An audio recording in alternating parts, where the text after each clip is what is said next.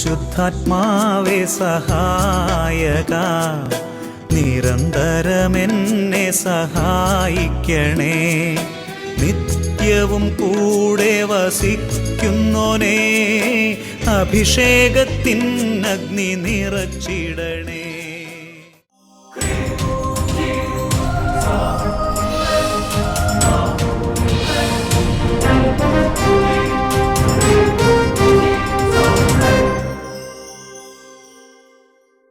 Praise the Lord. Praise the Lord. Hallelujah. Hallelujah.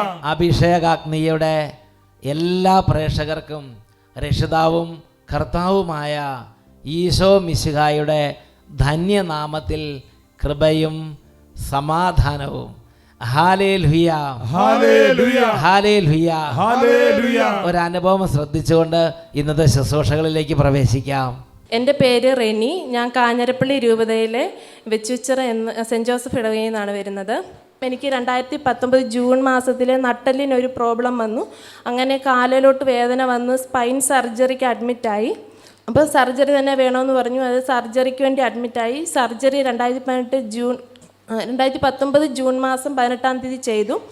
Surgery കഴിഞ്ഞ് operation തിയേറ്ററിൽ നിന്ന് ഇറക്കി പോസ്റ്റ് ഓപ്പറേറ്റീവിലോട്ട് കൊണ്ടുവന്ന് കഴിഞ്ഞപ്പം എനിക്ക് എൻ്റെ ഒരു ലെഫ്റ്റ് ഐയുടെ വിഷൻ കാണുന്നില്ല. എനിക്ക് ഒന്നും കാണാൻ പറ്റുന്നില്ല, ഒരു കണ്ണിന് മാത്രം. പക്ഷേ ഈ സൈഡിൽ നിൽക്കുന്ന എല്ലാവരെയും കാണാൻ പറ്റുന്നുണ്ട്, വേറെ കുഴപ്പമൊന്നുമില്ല. അപ്പം ഞാൻ നേഴ്സസിനോട് പറഞ്ഞു എൻ്റെ ഇടത്ത് കണ്ണ് കാണാൻ പറ്റുന്നില്ല എന്ന് പറഞ്ഞു. അവർ ഡോക്ടേഴ്സിനെ ഇൻഫോം ചെയ്തു. അനസ്തേഷ്യക്കാരും എല്ലാവരും വന്ന് ഒഫ്താൽമോളജി എല്ലാവരും വന്ന് ചെക്ക് ചെയ്ത് നോക്കിയപ്പം എനിക്ക് 20,000 പേരിൽ ഒരാൾക്ക് വരാവുന്ന ഒരേ ഒരു കോംപ്ലിക്കേഷൻ, അതായത് സെൻട്രൽ റെറ്റിനൽ ആർട്ടറി ഒക്ലൂഷൻ എന്ന് പറയും. അത് ആ നേർവിലോട്ടുള്ള ബ്ലഡ് സപ്ലൈ മുഴുവനും പോയിട്ട് ഒക്ലൂഡഡ് ആയി. അങ്ങനെ ബ്ലഡ് സപ്ലൈ പോയിട്ട് ആ ലെഫ്റ്റ് ഐയുടെ വിഷം ഡാമേജ് ആയിപ്പോയി, ഫുള്ള് വിഷം നഷ്ടപ്പെട്ടു പോയി.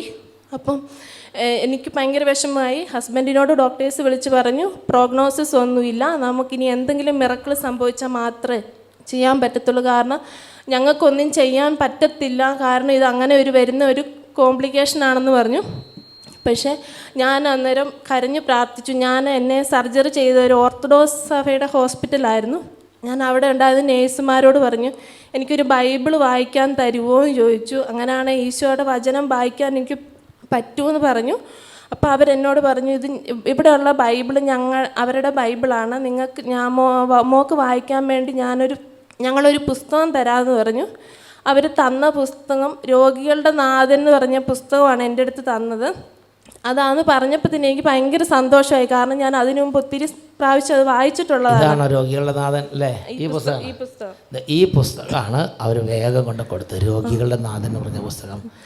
ICU കിടന്ന് കരഞ്ഞുകൊണ്ട് ഞാൻ ഈ പുസ്തകം ഇങ്ങനെ, അതുവരെ എനിക്ക് ഈ കണ്ണുകൊണ്ട് ഒരു വിഷനുമില്ല, ഈ കണ്ണോട് അടച്ചു വെച്ച് കഴിഞ്ഞാൽ ഒന്നും കാണാൻ പറ്റത്തില്ല ലെഫ്റ്റ് ഐ കൊണ്ട്. അപ്പോഴത്തേക്കും അവരുടെ പുസ്തകം കൊണ്ടുതന്ന് കുറേ നേരം ഞാൻ ഇങ്ങനെ പ്രാർത്ഥിച്ച് കഴിഞ്ഞപ്പോഴത്തേനും കുറച്ച് നേരം കഴിഞ്ഞപ്പോൾ എനിക്ക് കളറ് ഡിറ്റക്റ്റ് ചെയ്യാൻ പറ്റി. ഈശോയുടെ ഈ ഫേസിൽ മഞ്ഞ കളർ നോക്കി ഈ പുസ്തകത്തിലേക്ക് കരഞ്ഞങ്ങോട്ട് പ്രാർത്ഥിച്ചുകൊണ്ടേയിരുന്നു. യേശുവേ യേശുവേ യേശുവേ യേശുവേ എന്ന് കരഞ്ഞ്, കാരണം കാണുന്നില്ല, കാഴ്ചയില്ല ഒരു കണ്ണിന് അല്ലേ. ഒട്ടും കാഴ്ചയില്ല. അപ്പോൾ കുറച്ച് കഴിഞ്ഞപ്പോഴത്തേനും കുറച്ച് കളറൊക്കെ കാണാൻ തുടങ്ങി, മഞ്ഞ കളറ് കാണാൻ പറ്റി. അപ്പം ഞാൻ ഡോക്ടേഴ്സിനോട് പറഞ്ഞു. അവർ പെട്ടെന്ന് തന്നെ സർജറി ചെയ്ത ഡോക്ടർ വിഷമിച്ചിരിക്കുമായിരുന്നു. അവർ ഡോക്ടേഴ്സിനെ പെട്ടെന്ന് ഇൻഫോം ചെയ്തു കളറ് ഡിറ്റക്റ്റ് ചെയ്യാൻ പറ്റുന്നുണ്ടെന്ന് പറഞ്ഞു.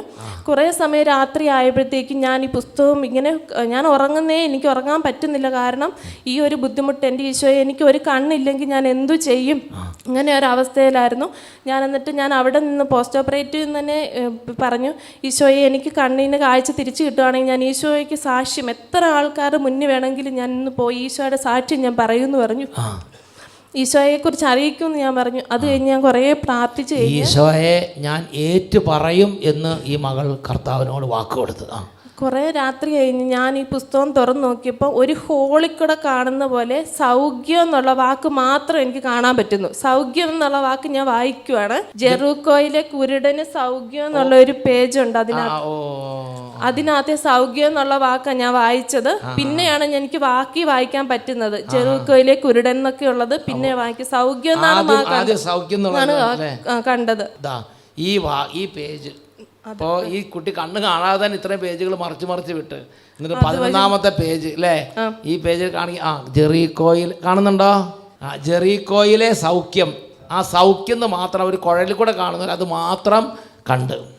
ഹല്ലേലൂയ ഹല്ലേലൂയ ഹല്ലേലൂയ ഹല്ലേലൂയ. സൗഖ്യം. പിന്നെ കുറച്ച് കഴിഞ്ഞപ്പോൾ ബാക്കി ഇങ്ങോട്ട് വായിക്കാൻ പറ്റി.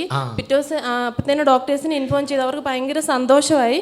പിന്നെ പിറ്റേ ദിവസം രാവിലെ ആയപ്പോഴത്തേനും അവർ വന്ന് വിഷൻ ഫുള്ള് ചെക്ക് ചെയ്തു. അപ്പോൾ എനിക്ക് വായിക്കാൻ പറ്റുന്നുണ്ട്. അവർ പറഞ്ഞു വിഷൻ ഫുള്ള് നോർമൽ ആയിട്ടുണ്ടെന്ന് പറഞ്ഞു. ഇപ്പോൾ കണ്ണിന് ഒരു കുഴപ്പമില്ല. ഒരു കുഴപ്പമില്ല, വായിക്കാൻ പറ്റും. ഒരു കുഴപ്പമില്ല. ആണോ ആണോ അത് സൗഖ്യം ഉണ്ടെന്നുള്ളത്. അപ്പോൾ ഡോക്ടർമാർ പിന്നെ അവിടെ നിന്ന് സർജറി ചെയ്തില്ലെന്ന് മാത്രമല്ല ഈ കണ്ണിന് യാതൊരു കേടുമില്ല, കാഴ്ചയുണ്ടെന്നുള്ള സർട്ടിഫിക്കറ്റും കൂടെ കൊടുത്തയച്ച്. കണ്ണിന് കാഴ്ചയുണ്ടെന്നുള്ള ഭാഗമാണ് ഈ അണ്ടർലൈൻ ചെയ്തിരിക്കുന്നത്. എന്നുറക്കെ പറഞ്ഞേ ഹല്ലേലൂയ ഹല്ലേലൂയ. ഫുൾ സൗഖ്യം അല്ലേ? കണ്ണ് കാണത്തില്ലായിരുന്നു. അപ്പം പിന്നെ ഡോക്ടറിനെ വിളിച്ച് പറഞ്ഞു ഇനി പിന്നെ ആ മൈക്ക് കൂടെ പിടിച്ചു പറഞ്ഞു ഇനി ആ കണ്ണിന് കാഴ്ച കിട്ടില്ല എന്ന് പറഞ്ഞു. അപ്പം എന്നെ ഞാനിന്ന് പുറത്തിരുന്ന യേശുനാമത്തിൻ്റെ ശക്തി എന്നുള്ള പുസ്തകം വെച്ച് ഞാൻ പ്രാർത്ഥിച്ചുകൊണ്ടിരിക്കുമായിരുന്നു. പുള്ളിക്കാരുടെ രോഗികളുടെ നാഥൻ എന്ന് പറഞ്ഞ പുസ്തകം ഉണ്ടായിരുന്നു. അപ്പം ഞാൻ അവിടെ നിന്ന് നേർന്നു സൗഖ്യമാവുകയാണെങ്കിൽ ഇവിടെ അട്ടപ്പാടി വന്ന് സാക്ഷ്യപ്പെടുത്തിക്കൊള്ളാവുന്നു. പിന്നെ ശരിക്കും നന്നായിട്ട് വായിക്കാനൊക്കെ പറ്റും. ഏത് പുസ്തകം വായിക്കും അല്ലേ? ഇപ്പോൾ ആദ്യത്തെ ദിവസം ചെക്ക് ചെയ്തപ്പോൾ 70% കാഴ്ചയായി. രണ്ടാമത്തെ ദിവസം ചെക്ക് ചെയ്തപ്പോൾ 100% കാഴ്ച. രണ്ടാമത്തെ ദിവസം ആയപ്പോഴേക്കും 100% കാഴ്ചയില്ലാത്ത കണ്ണിന് 100% കാഴ്ച. അപ്പോൾ ഏത് പുസ്തകം വേണമെങ്കിൽ വായിക്കാം അല്ലേ? വായിക്കാം, എനിക്ക് ഒരു കുഴപ്പമില്ല. ഞാൻ ഡ്യൂട്ടി ചെയ്യുന്നുണ്ട്. നേഴ്സ് ആയതുകൊണ്ട് കണ്ണിന് കാഴ്ചയില്ല, പിന്നെ അവസ്ഥ വേറെ ഒന്നും ഇല്ലല്ലോ. അപ്പം എനിക്ക് ഒരു കുഴപ്പമില്ല. ഞാൻ ഇന്നലെ ഡ്യൂട്ടിക്ക് പോയിട്ടാണ് വന്നത്. നോക്കിയേ 100% കാഴ്ചയില്ലാത്ത കണ്ണിന് ഈശോയാണ്. രോഗികളുടെ നാഥൻ എന്ന പുസ്തകം വെച്ചങ്ങോട്ട് പ്രാർത്ഥിച്ചു. ഞങ്ങൾ വേറെ ഹോസ്പിറ്റലിൽ പോയി എന്നിട്ടും ചെക്ക് ചെയ്ത് നോക്കി. അപ്പോൾ ആ ഡോക്ടർ പറയുക ഡൽഹിയിലും പാറ്റ്ന അങ്ങനെയുള്ള വെളിയിലൊക്കെ സ്ഥലത്ത് ഇങ്ങനത്തെ ഒരു കോംപ്ലിക്കേഷൻസ് ഞങ്ങൾ കണ്ടിട്ടുള്ളൂ. ഇത് ആദ്യമായിട്ട് ഇങ്ങനെ ഒരു കോംപ്ലിക്കേഷൻ കാണുന്നത്. പക്ഷെ ഇങ്ങനെ ഒരു സംഭവം വന്നതായിട്ട് ഇപ്പം ഈ കണ്ണിന് തോന്നുന്നില്ല. അതായത് ഇപ്പം ഈ കണ്ണിൻ്റെ കോംപ്ലിക്കേഷൻ സോ ക്രൂഷ്യലായിരുന്നു. അതുകൊണ്ട് ഇവിടെ സാധാരണക്കാർക്ക് കാണാത്ത പോലെ അത്രയും കോംപ്ലിക്കേഷൻ, റെയർ കേസ് കോംപ്ലിക്കേഷനാണ് കണ്ണിന് വന്നിരുന്നത്. ഇപ്പോൾ സൗഖ്യം കിട്ടിക്കഴിഞ്ഞപ്പോൾ അവർ പറയാണ് ഞങ്ങൾക്ക് മനസ്സിലാല്ലേ, അവർക്ക് മനസ്സിലാകുന്നില്ല. അവർ പറഞ്ഞു എന്തോ മിറക്കിൾ സംഭവിച്ചിട്ടുണ്ട്, അല്ല ഇങ്ങനെ സംഭവിക്കത്തില്ല എന്ന് പറഞ്ഞു. 100% കാഴ്ച രണ്ടാം ദിവസം ആയപ്പോഴേക്കായി. അത് കഴിഞ്ഞ് മെഡിക്കൽ കോളേജിൽ കൊണ്ട് ഒന്നുകൂടെ ചെക്ക് ചെയ്തു. വർക്ക് ചെയ്യുന്ന അവിടെ തന്നെ ഒന്നുകൂടെ ചെക്ക് ചെയ്തവൻ പറഞ്ഞു ഹല്ലേലൂയ. രോഗികളുടെ ഇത് നിങ്ങൾ പ്രിയപ്പെട്ട സഹോദരങ്ങൾ, നിങ്ങളുടെ കുടുംബത്തിൽ വെച്ച് രോഗാവസ്ഥയൊക്കെ വരുമ്പോൾ പ്രാർത്ഥിക്കണം. വിശ്വാസത്തോടെ പ്രാർത്ഥനകൾ പ്രാർത്ഥിക്കണം. എന്നുറക്കെ പറഞ്ഞേ യേശുക്രിസ്തുവിൻ്റെ നാമവും യേശുവിൻ്റെ പീഡാനുഭവമാണ് ഈ പുസ്തകം ഏറ്റു പറയുന്നത്. എന്നുറക്കെ പറഞ്ഞേ ഹല്ലേലൂയ. കരങ്ങൾ ഉയർത്തി കൈയടിച്ച് കർത്താവിനെ ആരാധിക്കാം. അത്ഭുതങ്ങൾ തീർന്നിട്ടില്ല, അടയാളങ്ങൾ തോർന്നിട്ടില്ല കാലത്തിൽ. അത്ഭുതങ്ങൾ തീർന്നിട്ടില്ല, അടയാളങ്ങൾ തോർന്നിട്ടില്ല കാലത്തിൽ. ഈ ലോകത്തിൽ ദൈവശക്തി കുറഞ്ഞിട്ടില്ല, ദൈവത്തിൻ കൈതാന്നിട്ടില്ല ലോകത്തിൽ. ഈ കാലത്തിൽ ദൈവശക്തി കുറഞ്ഞിട്ടില്ല, ദൈവത്തിൻ കൈതാന്നിട്ടില്ല ലോകത്തിൽ. ഈ കാലത്തിൽ praise the Lord. Praise the Lord. Hallelujah. Hallelujah. എല്ലാവരും എഴുന്നേറ്റ് നിൽക്കുക. നമുക്ക് കരങ്ങൾ ഉയർത്തി പരിശുദ്ധാത്മാവിന്റെ ശക്തമായ അഭിഷേകത്തിന് വേണ്ടി എളിമപ്പെട്ട് ഹൃദയം ദൈവസന്നിധിയിലേക്ക് ഉയർത്തി ഉച്ചത്തിൽ നമുക്ക് സ്തുതിക്കാം. ഹല്ലേലൂയ. ഹല്ലേലൂയ.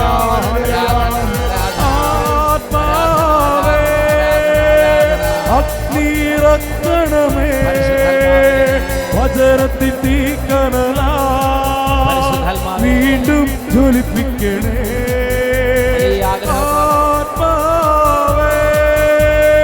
അഗ്നിരക്ഷണമേ വചനത്തിൻ തീക്കനലാ വീണ്ടും ജ്വലിപ്പിക്കണേ.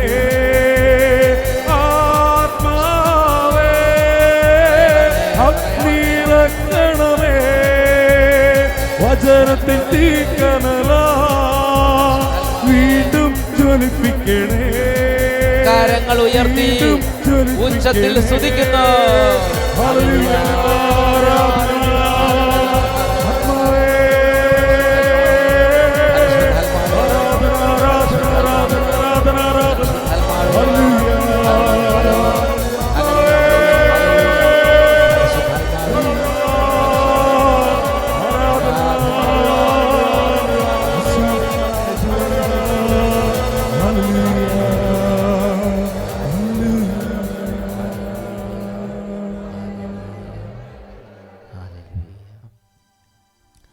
Praise the Lord. Praise the Lord. Hallelujah. Hallelujah. എല്ലാവരും ദയവേദിയിരിക്കുക. പ്രിയപ്പെട്ട ദൈവമക്കളെ, യോഹന്നാന്റെ സുവിശേഷത്തിൽ 14-ാം അധ്യായത്തിലെ 1-ാമത്തെ വചനം, നിങ്ങളുടെ ഹൃദയം അസ്വസ്ഥമാകണ്ട, ദൈവത്തിൽ വിശ്വസിക്കുവിൻ, എന്നിലും വിശ്വസിക്കുവിൻ. ഹല്ലേലൂയ. Hallelujah. ഹല്ലേലൂയ. Hallelujah. യോഹന്നാന്റെ സുവിശേഷം 7-ാം അധ്യായം 37-ഉം 38-ഉം തിരുലിഖിതങ്ങൾ. തിരുനാളിൻ്റെ അവസാനത്തെ മഹാദിനത്തിൽ യേശു എഴുന്നേറ്റ് നിന്ന് ശബ്ദമുയർത്തി പറഞ്ഞു, ആർക്കെങ്കിലും ദാഹിക്കുന്നെങ്കിൽ അവൻ എൻ്റെ അടുക്കൽ വന്ന് പാനം ചെയ്യട്ടെ. എന്നിൽ വിശ്വസിക്കുന്നവൻ്റെ ഹൃദയത്തിൽ നിന്ന് വിശുദ്ധ ലിഖിതം പ്രസ്താവിക്കുന്നത് പോലെ ജീവജലത്തിൻ്റെ അരുവികൾ ഒഴുകും. വിശുദ്ധ മത്തായിയുടെ സുവിശേഷം 11-ാം അധ്യായം അതിൽ 28-ാം തിരുലിഖിതം, അധ്വാനിക്കുന്നവരും ഭാരം വഹിക്കുന്നവരുമായ നിങ്ങളെല്ലാവരും എൻ്റെ അരികിൽ വരുവിൻ, ഞാൻ നിങ്ങളെ ആശ്വസിപ്പിക്കാം. പ്രിയപ്പെട്ട ദൈവമക്കളെ, ദൈവപുത്രനായ യേശു സ്വർഗത്തിൻ്റെ ഒരു വലിയ നിയോഗം നമുക്ക് വെളിപ്പെടുത്തി തരികയാണ്. എന്നെയും നിങ്ങളെയും കുറിച്ചുള്ള സ്വർഗത്തിൻ്റെ വലിയൊരു സ്വപ്നം, ഒരു നിയോഗം എനിക്ക് നിങ്ങൾക്ക് വേണ്ടി വെളിപ്പെടുത്തി തരികയാണ്. നാം ഹൃദയം ദൈവത്തിൽ ഉറപ്പിക്കണം. നമ്മുടെ ഹൃദയം ദൈവത്തിൽ ഉറപ്പിക്കണം. ജീവിതത്തിൽ ഉയർച്ച താഴ്ചകൾ ഉണ്ടാകും, ജീവിതത്തിൽ നന്മതിന്മകൾ ഉണ്ടാവും, ജീവിതത്തിൽ വിജയപരാജയങ്ങൾ ഉണ്ടാവും, ജീവിതത്തിൽ ഇരുട്ടും പ്രകാശവും ഉണ്ടാവും, ജീവിതത്തിൽ രാത്രിയും പകലും ഉണ്ടാവും. നമ്മുടെ ഹൃദയം ദൈവത്തിൽ നിന്ന് അകന്നു പോകരുത്. നമ്മുടെ ഹൃദയം പതറരുത്. ആപത്തിൽ ഹൃദയം അടിപതറരുത്. ദൈവത്തിൽ ഉറച്ച് വിശ്വസിക്കണം. ഇത് സ്വർഗത്തിൻ്റെ നിയോഗമാണ്. ഉച്ചത്തിൽ പറഞ്ഞേ ഹല്ലേലൂയ. Hallelujah. പ്രിയപ്പെട്ട ദൈവമക്കൾ, എന്നാൽ ഈ അടുത്ത കാലത്ത് ദൈവമക്കൾ അനേകം പേരെ അന്ധകാര ശക്തികൾ, തിന്മയുടെ കൗശലങ്ങൾ കബളിപ്പിക്കുകയാണ്. ബഹുമാനപ്പെട്ട ബിനോയ് കരിമരുതം അച്ഛന് ഈ കാര്യത്തെക്കുറിച്ച് നമ്മളോട് കൂടുതൽ സംസാരിക്കാൻ കഴിയും. Praise the Lord. Praise the Lord. Hallelujah. Hallelujah. പ്രിയപ്പെട്ട സഹോദരങ്ങളെ, എനിക്ക് അച്ഛനീ പറഞ്ഞ വിഷയത്തെക്കുറിച്ച് നിങ്ങളോട് ഈശോയുടെ നാമത്തിൽ സംസാരിക്കാൻ എനിക്ക് ഭയങ്കര ഇഷ്ടമാണ്.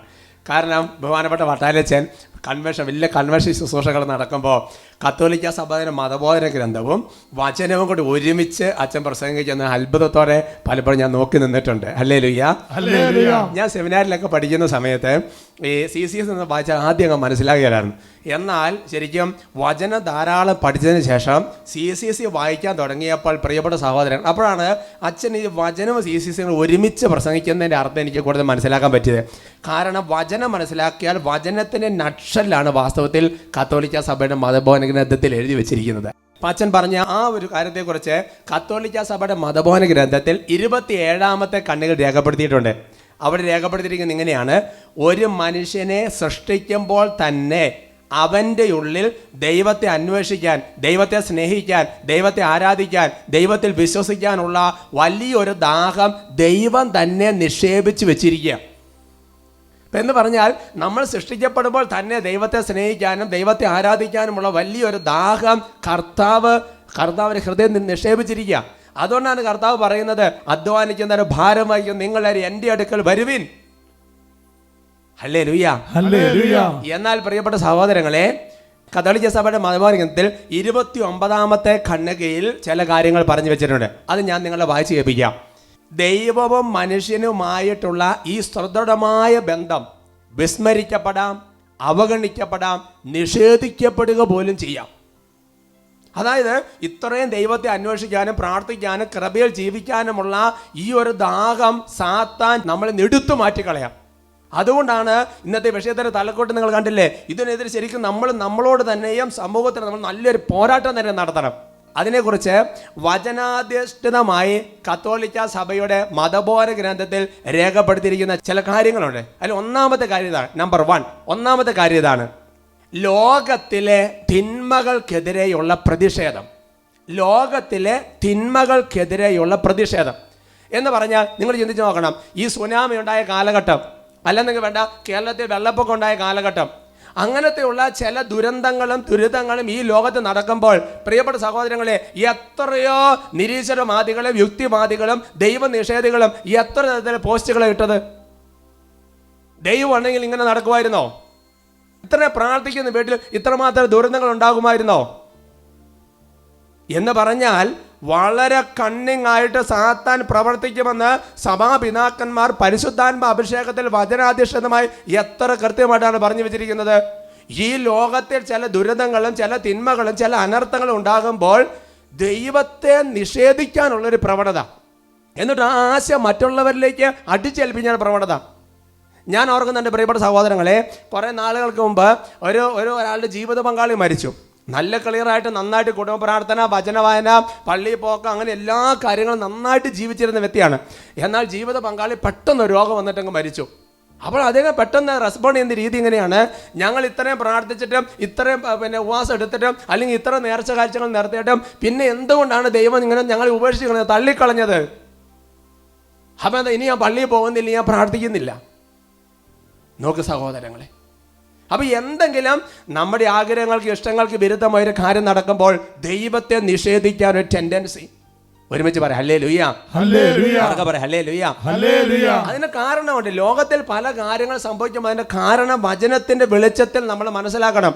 പോൾ ആറാമൻ മാർപ്പാപ്പ ശുദ്ധീകരണ സ്ഥലത്തെക്കുറിച്ചും അതേപോലെ ദണ്ഡവിമോചനത്തെക്കുറിച്ചും പറയുന്നിടത്ത് മാർപ്പാപ്പ പറയുന്നത് ഇങ്ങനെയാണ്: ഒരാത്മാവിനെ ദൈവം സ്വർഗത്തിൽ കൊണ്ടുപോകാൻ തീരുമാനിക്കുന്ന സമയത്ത് ഈ ഭൂമിയിൽ വെച്ച് തന്നെ അവന്റെ ശുദ്ധീകരണം ആരംഭിക്കുകയും അത് പൂർത്തിയാക്കുകയും ചെയ്യും പരിശുദ്ധാത്മാവ്. പറയാം ഹല്ലേലൂയ. ഒരുപക്ഷെ ആ കുടുംബം അത്രയും കൃപയിൽ ജീവിച്ച നന്നായിരുന്നൊരു കുടുംബമായിരുന്നുണ്ട്. ആ കുടുംബാംഗങ്ങളെ, ജീവിതപങ്കാളെ കർത്താവ് സ്വർഗത്തിൽ കൊണ്ടുപോയി ഇനി ഉള്ളവരെ ഒരു ശുദ്ധീകരണത്തിലൂടെയും കൂടെ കർത്താവ് സ്വർഗത്തിൽ കൊണ്ടുപോകാൻ തീരുമാനിച്ച നല്ല തീരുമാനമായിരിക്കും അത്. നോക്ക് സഹോദരങ്ങളെ, പറയാം ഹല്ലേലൂയ. നമ്മൾ ഓരോ വിശുദ്ധരുടെ ജീവിത ചരിത്രം ചിന്തിച്ച് നോക്കാം. എന്നാൽ അതിന് വേറൊരു വശമുണ്ട്. അതായത് ചിലപ്പോൾ പാപം ചെയ്തിട്ടും ചിലപ്പോൾ ലോകത്തെ തകർച്ചകൾ വരാം. ഞാൻ ഓർക്കാണ്, പണ്ട് പാലക്കാട് രൂപതയിൽ ധ്യാനിപ്പിച്ച ഒരു അനുഗ്രഹീതനായ ദേവദാസൻ പറഞ്ഞ കാര്യം ഓർക്കാണ്.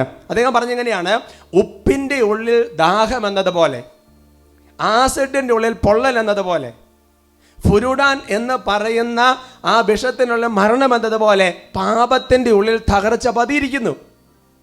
ഹല്ലേലൂയ. ഉപ്പ് തിന്നാൽ ദാഹം ഉണ്ടാവും, ആസിഡ് കുടിച്ചാൽ പൊള്ളും, ഫുർനാൻ അടിച്ചാൽ മരിക്കും. അത് പറഞ്ഞു തരേണ്ട കാര്യമില്ല, അത് അങ്ങനെയേ സംഭവിക്കുള്ളൂ. അപ്പോൾ പാപം മൂലം ഈ ലോകത്തെ ചില തകർച്ചകൾ വരാം. അത് പാപം ഉണ്ടാക്കുന്ന തകർച്ചയാണ് എന്ന് പറഞ്ഞാൽ ആ പ്രവൃത്തിയിൽ തന്നെ അതിൻ്റെ തകർച്ച അടങ്ങിയിരിക്കുന്നുണ്ട്. അത് ദൈവം വരുത്തുന്നതല്ല. ദൈവം എന്നിട്ടും അവരെങ്ങനെയെങ്കിലും ശുദ്ധീകരിച്ച് രക്ഷിക്കാനല്ലേ നോക്കുന്നത്. അതുകൊണ്ടാണ് പ്രിയപ്പെട്ട സഹോദരങ്ങൾ, ഒന്നാമത്തെ ഒരു പിശാചിൻ്റെ ഒരു ടാർഗറ്റാണ് ലോകത്തെ ചില തിന്മകൾ കാണുമ്പോൾ അതെല്ലാം കൂടെ കാണിച്ചിട്ട് ദൈവത്തെ നിഷേധിക്കാനുള്ള വിത്തുകൾ ഒന്നെങ്കിൽ അവനവൻ്റെ ഉള്ളിൽ അല്ലെങ്കിൽ മറ്റുള്ളവർ പറയുന്നത് കേട്ട് വിതയ്ക്കാൻ്റെ പ്രവണത. ഇതിനെ ശക്തിയുക്തം നമ്മൾ വിശ്വാസം കൊണ്ട് എതിർത്ത് തോൽപ്പിക്കണം. ഹല്ലേലൂയ. പ്രിയപ്പെട്ട സഹോദരങ്ങളെ, നമ്മുടെ ഉള്ളിൽ ദൈവ നിഷേധം കൊണ്ടുവരാൻ സാത്താൻ കൊടുക്കുന്ന രണ്ടാമത്തെ വിത്തിനെ കുറിച്ച് CCC 29 കണ്ണുകൾ തന്നെ അതിൽ തന്നെ രണ്ടാമത്തെ കാര്യം പറയുന്നത് ഇങ്ങനെയാണ്: മതപരമായ അജ്ഞതയോ താല്പര്യക്കുറവോ. മതപരമായ അജ്ഞതയോ താല്പര്യക്കുറവോ.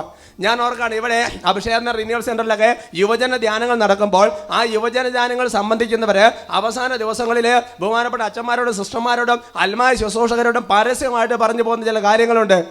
അച്ഛ, സിസ്റ്ററെ അല്ലെങ്കിൽ സഹോദരങ്ങളെ വിളിച്ചിട്ട് പറയും, പബ്ലിക്കായിട്ട് പറയുകയാണ്. എന്താ പറയുന്നറിയോ? ശരിക്കും ഇങ്ങനെയൊക്കെയാണെന്ന് അറിയാൻ പാടില്ലായിരുന്നു എന്ന് പറഞ്ഞാൽ ഈ മീഡിയകളിലൂടെയും അതേപോലെ തന്നെ ഇങ്ങനെയുള്ള കാര്യങ്ങളിലൂടെയും പലപ്പോഴും സിസ്റ്റർമാർ അങ്ങനെയാണ്, വൈദികർ ഇങ്ങനെയാണ്, മെത്രാന്മാർ അങ്ങനെയാണ്, സുവിശേഷ വേലക്കാർ ഇങ്ങനെയാണ് എന്ന് പറഞ്ഞ് തെറ്റായ അറിവുകൾ കൊടുക്കുക വഴി അത് വിശ്വസിച്ചിരിക്കുകയാണ്. എന്നിട്ട് കണ്ണുനീരോട് അവരെ പറഞ്ഞ സാക്ഷിയുണ്ട്. അവരെ പറഞ്ഞ സാക്ഷി എന്താണെന്നറിയോ? ഇതാണ് സത്യം എന്ന് പറഞ്ഞു. ഒരിക്കലും ഇതാരും പറഞ്ഞു തരാനുണ്ടായിരുന്നില്ല.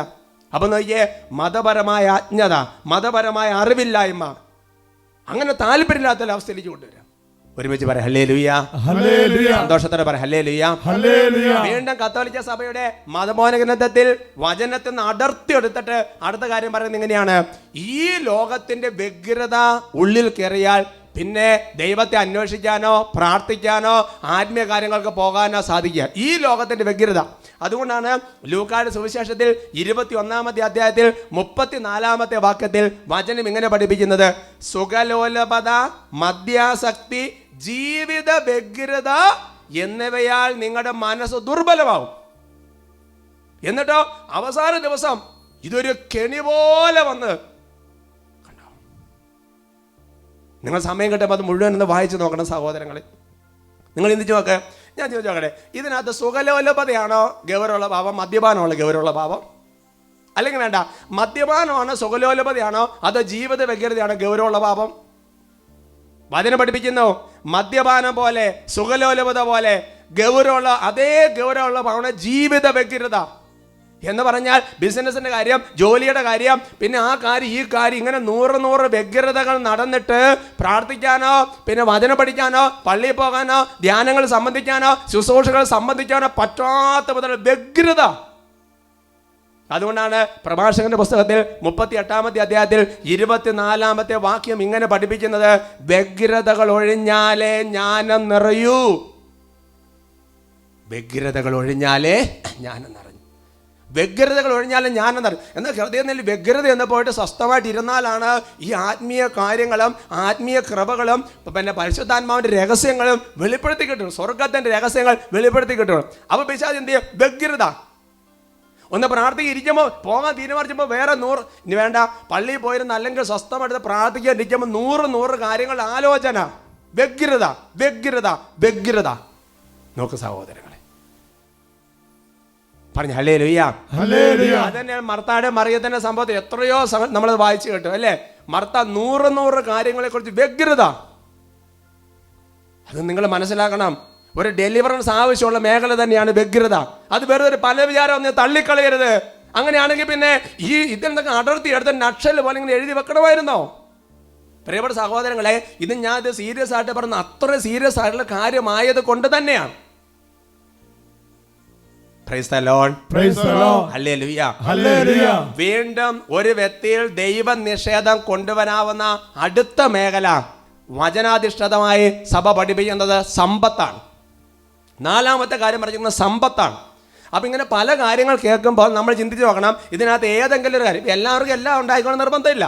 ചില ആൾക്കാർക്ക് ജീവിത വ്യഗ്രതയായിരിക്കും, ചില ആൾക്കാർക്ക് മതപരമായ അജ്ഞതയായിരിക്കും, വേറെ ചില ആൾക്കാരെ സംബന്ധിച്ചിടത്തോളം അത് അവഗണിച്ച് കളയുന്ന ഒരു പ്രവണതയായിരിക്കും, വേറെ ചില ആൾക്കാരെ സംബന്ധിച്ചിടത്തോളം നമ്മൾ ആദ്യം പറഞ്ഞ കാര്യം, അതായത് നമ്മുടെ ജീവിതത്തിൽ ചുറ്റും എന്തെങ്കിലും അനർത്ഥങ്ങളുണ്ടായി അല്ലെങ്കിൽ ജീവിതത്തിൽ നമ്മുടെ പാപം മൂലം ഒരു തകർച്ചയുണ്ടായി, അത് വല്ലാന്നുണ്ടെങ്കിൽ വേറെ കാര്യം അഥവാ ദൈവം ഇല്ലാന്ന് മറ്റുള്ള പറഞ്ഞ വിത്തായിരിക്കാം.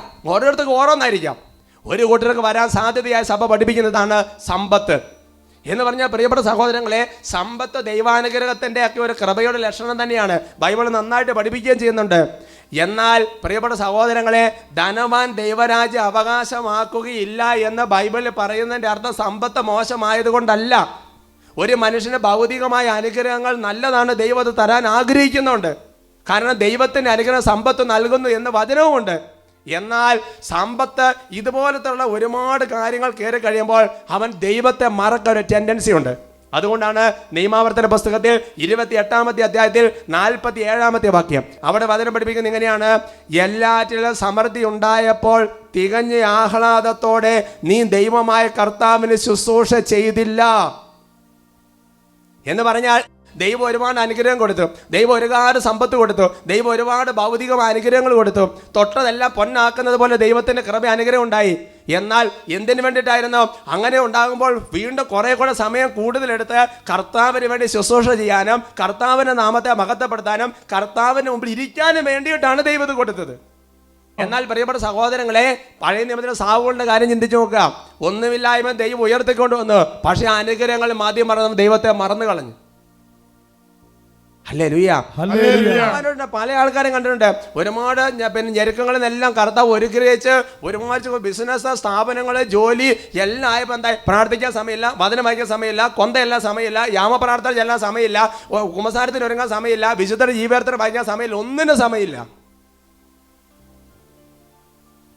Praise the Lord. Praise the Lord. Hallelujah. Hallelujah. അഞ്ചാമതായി വചനാധിഷ്ഠിതമായ സഭ പഠിപ്പിക്കുന്ന അഞ്ചാമത്തെ ഒരു വ്യക്തികൾ ദൈവനിഷേധം തരണം. അഞ്ചാമത്തെ കാരണം എങ്ങനെയാണ്? വിശ്വാസികളുടെ ദുർമാതൃക മൂലമുണ്ടാകുന്ന ഉതപ്പ്. വിശ്വാസി എന്ന് പറഞ്ഞാൽ ആരാ? തിരുസഭാ മക്കൾ എല്ലാവരും വിശ്വാസികളാണ്. അപ്പം നമ്മൾ കാണിക്കുന്ന ദുർമാതൃക, ഞാൻ ഉപയോഗിക്കുന്ന വാക്ക് നമ്മൾ കാണിക്കുന്ന ഒരു ദുർമാതൃക, ആ ദുർമാതൃക മൂലം ഉണ്ടാകുന്ന ഉതപ്പ് ഒരാളുടെ വിശ്വാസത്തെ ഒരാളുടെ ദൈവനിഷേധനാക്കി പറ്റുവാൻ. ഞാൻ ഓർക്കുന്നത് പണ്ടൊരു ചേട്ടനോട് പറഞ്ഞ് ഞാൻ ഇപ്പോഴും ഓർക്കണ്ടേ, ആ ചേട്ടൻ പറഞ്ഞ് ഇങ്ങനെയാണ്: അച്ഛാ, ഞാൻ എൻ്റെ കാര്യം ഞാൻ പറഞ്ഞുതരാം. എൻ്റെ അയലോക്കത്തൊരു തോമാച്ചേട്ടൻ എന്ന് പറഞ്ഞ ആളുണ്ട്. ചേട്ടൻ്റെ പരിപാടി എന്നറിയോ? എല്ലാ ദിവസവും രാവിലെ കുർബാനയ്ക്ക് പോകും, എന്നിട്ടോ വൈകുന്നേരം കള്ള് ഷാപ്പിലും പോകും. അന്ന് പിന്നെ കള്ള് ഷാപ്പായിരുന്നു. എന്നെ നോക്കാച്ചാ, ഞാൻ കള്ള് ഷാപ്പിലും പോകുന്നില്ല, പള്ളിയിലും പോകുന്നില്ല. അപ്പം ആരാ മെച്ചം? ഹല്ലേലൂയ പറഞ്ഞു, ഹല്ലേലൂയ. എന്തൊരു ലോജിക്കാന്ന് ചിന്തിച്ചു നോക്കിയേ. കണ്ടോ, ഞാൻ പലപ്പോഴും ചിലപ്പോൾ കുടുംബജീവിതമൊക്കെ നയിക്കുന്നവരോട് ചിലപ്പോൾ ഞാൻ ഇങ്ങനെ ചോദിക്കാറുണ്ട്, ഇപ്പം നിങ്ങൾ ജീവിക്കുന്നത് പോലെ നിങ്ങളുടെ മക്കൾ ആ വരണമെന്ന് ആഗ്രഹിക്കുന്നവർ കൈ ഉയർത്ത്. ഇപ്പം നമ്മൾ ജീവിക്കുന്നവർ നമ്മൾ മക്കൾ ജീവിക്കുമെന്ന് ആഗ്രഹിക്കുന്നവർ കൈ ഉയർത്താൻ. ചിന്തിച്ചു നോക്കണം സഹോദരങ്ങളെ. അപ്പം നമ്മൾ കൊടുക്കുന്ന ദുർമാതൃക മൂലം, ഉതപ്പ് മൂലം അനേകരുടെ വിശ്വാസം നിഷേധികളായിട്ട് മാറാം. അതുകൊണ്ടാണ് മർക്കോസ് ശേഷം 9-ാമത്തെ അധ്യായത്തിൽ 42-ാമത്തെ വാക്യത്തിൽ വചനം ഇങ്ങനെ പഠിപ്പിക്കുന്നത്: ഈ വിശ്വസിക്കുന്ന ചെറിയവരിൽ ഒരുവന് ഇടർച്ച വരുത്തുന്നവൻ ആരായാലും അവന് കൂടുതൽ നല്ലത് ഒരു വലിയ തിരികല്ല് കഴുത്തിൽ കെട്ടി കടലിൽ എറിയപ്പെടുന്നതാണ്. 6-ാമതായി സഭ പഠിപ്പിക്കുന്ന കാര്യം ഇങ്ങനെയാണ്: മതവിരുദ്ധ ചിന്താഗതികൾ. എൻ്റെ സഹോദരങ്ങളെ, ഇന്നത്തെ കോണ്ടെക്സ്റ്റിൽ ഇത് കറക്റ്റാണ്. ഞാൻ വിചാരിക്കുകയാണ്, സഭ എത്ര വർഷങ്ങൾക്ക് വേണ്ടി എഴുതി വെച്ചിരിക്കുന്നത്. ഇത് എങ്ങോട്ട് തിരിഞ്ഞാലും മതവിരുദ്ധ ചിന്താഗതികളിലേ ഉള്ളൂ. ഒരാളെങ്കിലും വെറുതെ വിടുന്നുണ്ടോ? എല്ലായിടത്തും മതവിരുദ്ധ, മതം വേണ്ട, പ്രാർത്ഥന വേണ്ട, വിശ്വാസം വേണ്ട, മതപഠനം വേണ്ട, ഒന്നും വേണ്ട. മതവിരുദ്ധ ചിന്താഗതികൾ സാത്താൻ എല്ലാ വശത്തിനും വിതറുമെന്ന് സഭ പഠിപ്പിക്കുകയാണ്. അതുകൊണ്ടാണ് പ്രിയപ്പെട്ട സഹോദരങ്ങളെ, എഫേസസ് ലേഖനത്തിൽ 4-ാമത്തെ അധ്യായത്തിൽ 14-ാമത്തെ വാക്യം ഇങ്ങനെ പഠിപ്പിക്കുന്നത്: നാം ഇനിമേൽ തെറ്റിൻ്റെ വഞ്ചനയിൽപ്പെടുത്താൻ മനുഷ്യൻ കൗശലപൂർവ്വം നൽകുന്ന വക്രതയാർന്ന ഉപദേശങ്ങളുടെ കാറ്റിൽ ആടിയുലകുന്ന തൂത്തെറിയപ്പെടുകയും ചെയ്യുന്ന ശിശുക്കളാകരുത്. അപ്പം നോക്കിയേ, ഈ വക്രത പോലെ വഞ്ചന, വക്രത എന്നൊക്കെ പറഞ്ഞു കഴിഞ്ഞാൽ പിശാചിന് കൊടുത്തേക്കുന്ന ചില വിശേഷങ്ങളാണ് ബൈബിളിൽ. അതുകൊണ്ടാണ് അച്ഛൻ ഇന്നത്തെ വിഷയത്തിൻ്റെ തലക്കൂടെ ഒരു പോരാട്ടം ഇട്ടിരിക്കുന്ന കാരണം അതാണ്. എൻ്റെ പ്രിയപ്പെട്ട സഹോദരങ്ങൾ, സാത്താൻ കൗശല പോലെ നടന്ന വക്രത നിറഞ്ഞ ഉപദേശങ്ങളുടെ കാറ്റിൽ നമ്മൾ പറന്നു പോകരുന്ന വചനവും സഭയും ഒരുപോലെ നമ്മളെ പഠിപ്പിക്കുകയാണ്. Praise the Lord. Praise the Lord. Hallelujah. Hallelujah. പ്രിയപ്പെട്ട സഹോദരങ്ങളെ, ദൈവ നിഷേധത്തിൻ്റെ ആത്മാവുണ്ട്. ദൈവ നിഷേധത്തിൻ്റെ ആത്മാവ് കൗശലപൂർവം നമ്മെ കബളിപ്പിക്കും. നാം ദൈവനിഷേധത്തിൻ്റെ ആത്മാവിനെതിരെ പോരാടാൻ വിളിക്കപ്പെട്ടിരിക്കുന്നു. ഹല്ലേലൂയ, ഹല്ലേലൂയ, ഹല്ലേലൂയ, ഹല്ലേലൂയ. ആരാധനയിൽ നമുക്ക് ഒരുമിച്ച് പ്രാർത്ഥിക്കാം.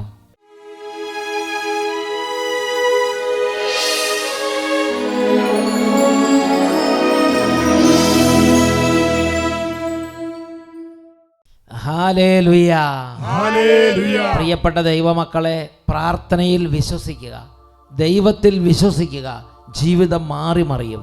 ഈ സമയത്ത് 2 കരങ്ങൾ ഉയർത്തി, കർത്താവേ, അങ്ങയുടെ കൃപ ഉന്നതങ്ങളിൽ നിന്ന് വർഷിക്കണമേ. സ്വർഗത്തിൽ നിന്ന് ദാനമായി നൽകപ്പെടുന്നില്ലെങ്കിൽ ആർക്കും ഒന്നും സ്വീകരിക്കാൻ സാധ്യമല്ല. യോഹന്നാൻ 3:27. സ്വർഗത്തിൽ നിന്ന് ദൈവം കൃപ, പ്രാർത്ഥനയുടെ കൃപ ദാനമായി നൽകണം, വിശ്വാസത്തിന് കൃപ ദാനമായി നൽകണം, വിശുദ്ധിയുടെ കൃപ ദാനമായി നൽകണം. 2 കരങ്ങൾ ഉയർത്തിപ്പിടിക്കുക. ദിവികാരുണ്യ ആശീർവാദ സമയത്ത് ഈശോയെ, സ്വർഗത്തിൽ നിന്ന് കൃപ വർഷിക്കണമേ, പ്രാർത്ഥനയുടെ ചൈതന്യം നൽകണമേ. പ്രാർത്ഥന നിർത്തിയവർ, പ്രാർത്ഥനയിൽ നിന്ന് വീണുപോയവർ, പ്രാർത്ഥനയുടെ അവിശ്വാസം നിറഞ്ഞവർ ഇപ്പോൾ വിശുദ്ധീകരിക്കപ്പെടട്ടെ. കരങ്ങൾ ഉയർത്തി ഉച്ചത്തിൽ സ്തുതിക്കുന്നു.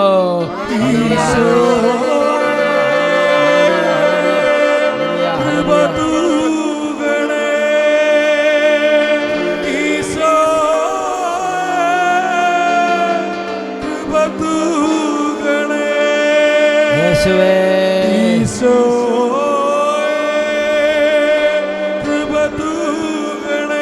ഹല്ലേലൂയ, ഹല്ലേലൂയ, ഹല്ലേലൂയ, ഹല്ലേലൂയ, ഹല്ലേലൂയ. കൃപ തൂകണമേ ഈശോയെ, കൃപ തൂകണമേ ഈശോയെ.